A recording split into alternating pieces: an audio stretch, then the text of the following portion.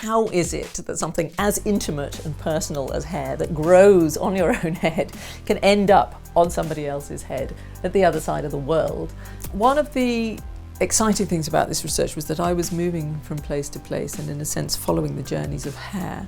We'd been importing hair from China into Europe and the United States from way back in the 1860s, printed and packed in England but foreign, and so there's a lot that's obscured as to where the hair comes from, and that sort of obscuring of where the hair comes from was happening in the 1860s, and it's happening now. In a sense, the hair trade chases poverty around the globe. People all over Asia collect the hair that's fallen from their head and gather it up, and eventually it accumulates. And that hair gets, passed from trader to trader until you get to the big exporters. The problem with the comb waste is that it has to be untangled, and it is untangled entirely by hand or just with a simple needle.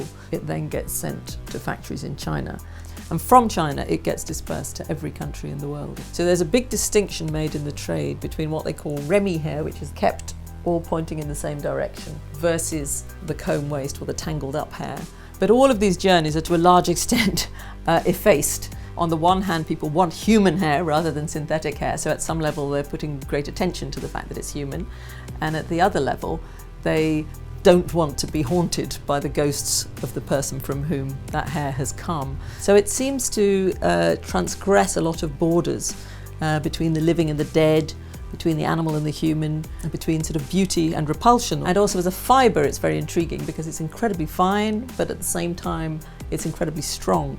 And therefore it can be used in all sorts of unpredictable ways. Things like industrial oil presses in the United States. In India also you find human hair rope being used as a sort of protective device to protect people from harm on the road, or from ideas of the evil eye, the jealousy of other people's vision. I was constantly surprised, and I still am. I'm intrigued by how hair gets into so many different things.